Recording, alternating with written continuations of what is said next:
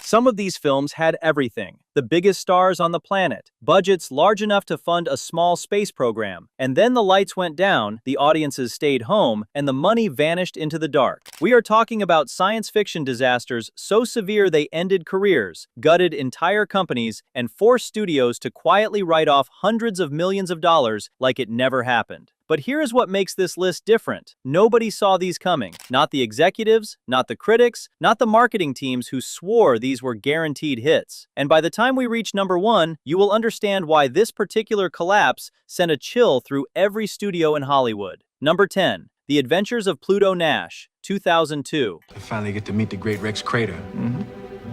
Or is it Mike Marucci? In the year 2000, Eddie Murphy was untouchable. The Nutty Professor had just grossed over $274 million worldwide. Dr. Dolittle was a franchise in the making. Studios were literally throwing $20 million paychecks at him just to show up. So when Warner Brothers greenlit a sci-fi comedy starring Murphy as a nightclub owner on the moon, nobody blinked. The original budget sat around $80 million, but then production ran into a problem nobody anticipated. The film was being shot in Montreal, and at the time, Montreal had no soundstage large enough to accommodate a movie of this scale. So the studio did something absurd. They built an entirely new studio facility from the ground up just to house this one film. Costs ballooned. Then test screenings came back, and the reactions were brutal. Warner Brothers pulled the movie off its 2001 release calendar and ordered expensive reshoots that pushed the final budget past $100 million. Murphy himself walked away with $20 million of that total, meaning 1/5 of the entire production cost went to an actor who later admitted in a Barbara Walters interview that he could only name 2 or 3 people who actually liked the finished movie. When Pluto Nash finally limped into theaters in August 2002, it opened to $2.1 million. Its total worldwide gross landed at just $7.1 million. The fallout was devastating. Castle Rock Entertainment, the production company behind the film, saw its physical production departments shuttered by parent company Warner Brothers shortly after, with 16 employees fired and the rest absorbed. Number 9. Final Fantasy: The Spirits Within, 2001. Just what the hell do you think you're doing? There's a life form in here. There hasn't been life here in years. Well, there is now. Before this film existed, no one had ever attempted to make a photorealistic computer-animated feature. Not Pixar, not DreamWorks, not Disney. The first studio bold enough to try was Square, the Japanese gaming giant behind the Final Fantasy franchise. Behind the scenes, creator Hironobu Sakaguchi built an entirely new animation division called Square Pictures and set it up in Honolulu, Hawaii, spending $46 million just to construct the studio itself. The plan was staggering in its ambition. They would create a fully rendered CG film with characters so lifelike that audiences would forget they were watching animation. Lead character Aki Ross was designed to become the world's first virtual actress, intended to appear in multiple future films across different roles, the way a real Hollywood star would. Every one of her 60,000 individual hairs was separately animated. Each frame of the movie contained 10 megabytes of data. The render farm alone consisted of 960 workstations, and a single frame could take up to 7 hours to complete. A team of 200 people worked for 4 years straight to finish the project, logging a collective 120 person-years of labor. The original budget had been $76 million, but the cost of pioneering an entirely new filmmaking technology pushed it to a staggering $137 million. Sony gave the film an aggressive marketing push, with over $30 million in domestic promotional spending. Hype was enormous. But then when The Spirits Within opened, everything collapsed. The domestic run totaled just $32 million. Worldwide gross stopped at $85 million, roughly $52 million short of its production budget alone before marketing costs. Square Pictures shut down permanently in March 2002, putting 125 employees out of work. The dream of Aki Ross as a digital actress died with it. Number 8. Valerian and the City of a Thousand Planets, 2017. Luc Besson first picked up a copy of the French comic strip Valerian and Laureline when he was 10 years old. The comic was so visually inventive and narratively bold that it went on to influence Star Wars, Avatar, and even Besson's own 1997 cult classic, The Fifth Element. For nearly 50 years, Besson dreamed of adapting the source material into a proper film, but the technology did not exist to do it justice. Then Avatar happened, and Besson reportedly rewrote his entire script, convinced the tools had finally caught up to his imagination. What followed was the most expensive independent film and the most expensive European film ever produced. The budget landed at $180 million, and Besson financed the project through his own company, Europa Corp, using a model that relied heavily on international pre-sales. The scale of the production was absurd. Besson wrote a 600-page reference book describing over 200 different alien species in detail. The visual effects work was genuinely extraordinary, with thousands of digital creatures and entire worlds built from scratch. Besson even held the camera himself during shooting, maintaining the indie filmmaker instincts that had defined his career. He cast Dane DeHaan and Cara Delevingne as the leads, and opened the film with one of the most stunning sequences in modern sci-fi. But here's the thing. During test screenings, industry estimates said the film needed $400 million worldwide just to break even. It made $226 million. The damage was immediate and brutal. Europa Corp's CEO Mark Schmuger stepped down. 22 employees at the Paris-based studio were laid off. Europa Corp's total debt climbed to $251 million, and the board implemented a new policy restricting future productions to low and mid-budget fare. Number 7. Tomorrowland, 2015. Have you ever wondered what would happen if all the geniuses... Brad Bird was offered Star Wars. Let that sink in. Disney and Lucasfilm came to the man behind The Incredibles, Ratatouille, and Mission Impossible Ghost Protocol and asked him to direct The Force Awakens. He said no. The reason was Tomorrowland. And here's the thing. Bird had already committed George Clooney to the project, had begun location scouting, and believed so deeply in the film that he was willing to let the most coveted directing job in modern Hollywood pass him by. As he later explained, Star Wars was going to get made whether he did it or not, but Tomorrowland might never exist if he walked away. Disney agreed with his conviction. They gave him a production budget of $190 million and fully financed the project with no co-financiers. The film was developed under the mysterious working title 1952. Damon Lindelof, fresh off Lost and Prometheus, co-wrote the screenplay and produced alongside Bird. The concept was rooted in the optimistic futurism of Walt Disney's original Tomorrowland theme park area, drawing from the progressive spirit of the space age. But here's the thing.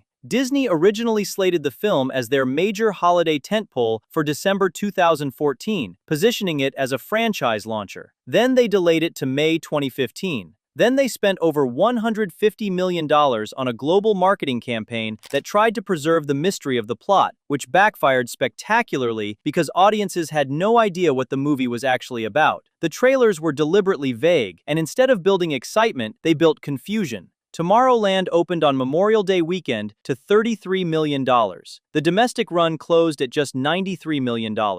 Disney projected losses between $120 and $150 million. Number 6. Jupiter Ascending, 2015. The Wachowskis changed cinema forever. The Matrix in 1999 was not just a movie, it was a cultural earthquake that redefined visual effects, influenced fashion, philosophy, and an entire generation of filmmakers. The trilogy grossed $1.6 billion worldwide. So when Warner Brothers announced that Lana and Lily Wachowski were returning to original science fiction with Jupiter Ascending, the expectation was enormous. The budget started at an estimated $130 million, but ballooned past $175 million as the scope of the production expanded. The cast was stacked. Tatum was one of the biggest box office draws in Hollywood. Kunis was fresh off Ted and Oz the Great and Powerful. Eddie Redmayne, who would win the Academy Award for Best Actor just weeks before Jupiter Ascending hit theaters, played the villain. Sean Bean rounded out the ensemble. The Wachowskis shot the film with the kind of ambition that made them legends, crafting elaborate alien worlds, anti-gravity action sequences, and layered mythology about interstellar capitalism and genetic destiny. Then the warning signs started. Warner Brothers originally scheduled the release for July 2014, but pulled the film from the calendar just 6 weeks before opening day, citing incomplete visual effects. They ordered reshoots in January 2014, and again 3 months later to clarify confusing plot points. The delay pushed the release to February 2015, a notoriously weak corridor for blockbuster releases. In fact, Mila Kunis later admitted she knew the film would struggle before production even began. The original budget had been slashed in half right before shooting started, and as she put it, the movie they wanted to make and the movie they could afford to make were two very different things. Jupiter Ascending opened to $19 million domestically and earned a B- cinema score. Its worldwide total crawled to $184 million. The losses reportedly exceeded $100 million. Number 5. Battleship, 2012. Before this film existed, Universal Pictures had a plan that sounds almost absurd in hindsight. They were going to build a cinematic universe around Hasbro board games. Not just Battleship. The studio's chairman at the time had Monopoly, Clue, Candyland, Ouija, and Stretch Armstrong all in active development. Battleship was supposed to be the flagship, the one that proved this idea could work. Behind the scenes, director Peter Berg signed on to helm the project. The budget originally sat around $150 million, but before production began, Universal actually considered canceling the entire film and absorbing a $30 million loss. Instead, new studio leadership made the opposite call. They increased the budget past $200 million, reasoning that a bigger, more spectacular film would have a better chance of recouping its investment. The final production cost hit $209 million. Filming took place on location in Hawaii, using actual United States Navy warships with active and retired military personnel both in front of and behind the camera. The Pentagon backed the production with full cooperation. Taylor Kitsch was cast as the lead. Liam Neeson took a supporting role as an admiral. Alexander Skarsgård played Kitsch's on-screen brother. And in her feature film debut, Rihanna joined the cast as a weapons specialist. Then the release timing turned out to be catastrophic.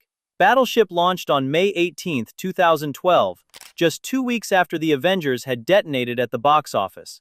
The domestic opening landed at a dismal $25.3 million. The film limped to $65 million domestically. The estimated total loss for Universal and Hasbro reached $150 million. Nearly every board game adaptation on Universal's slate was quietly shelved. Number 4. The Lone Ranger, 2013.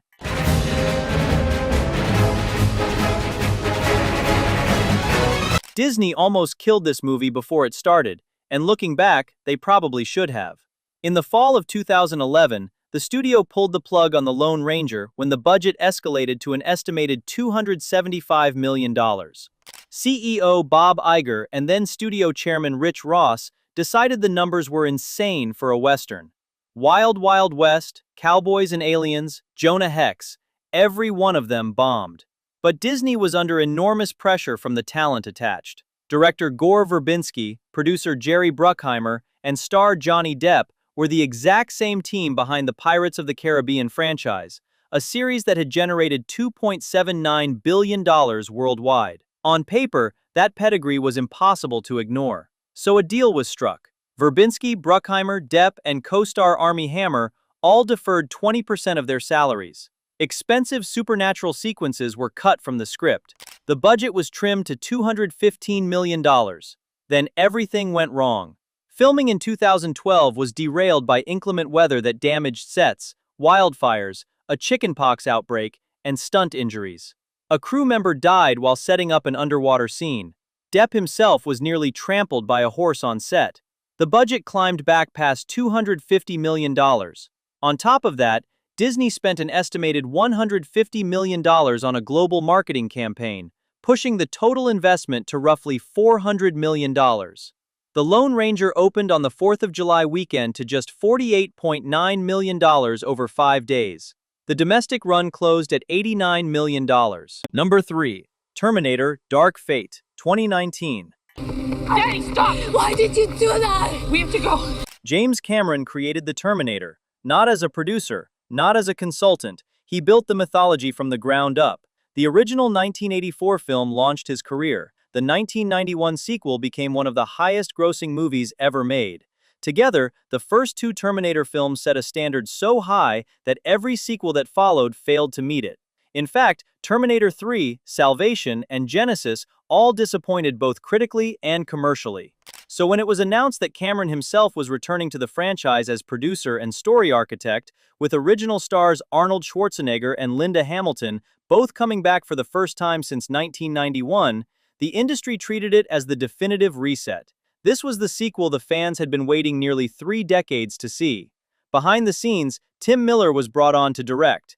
The screenplay was shaped by David Goyer, alongside Justin Rhodes and Billy Ray. The budget landed at $185 million. Filming took place across Hungary, the United Kingdom, Spain, and Mexico. And here's the thing. The cruelest detail is that the film itself is not bad. It functions as a genuine continuation of what made the first two films work. Hamilton's performance was praised. The action sequences held up. A B-plus cinema score means audiences who saw it largely liked it. But audiences had been burned by Terminator Salvation in 2009 and Terminator Genesis in 2015, and no combination of returning cast members or creator involvement could convince them to show up a third time for a franchise that had failed them twice already. Dark Fate opened to just $29 million domestically. It was crushed in part by the sustained box office dominance of Joker, which was still pulling massive numbers in its fifth week. Number 2. The Marvels, 2023. For 15 years, the Marvel Studios logo at the start of a film was a financial guarantee. Not a good sign, not a positive indicator, a guarantee. 15 years of virtually unbroken dominance, franchise after franchise, character after character, each film arriving with a built-in global audience that studios spent decades trying to replicate. Then came the Marvels. The film cost a gross production budget of approximately $374 million to make, making it one of the most expensive non-Avengers productions in the MCU's history. Behind the scenes, the production was a total chaos. Principal photography was delayed.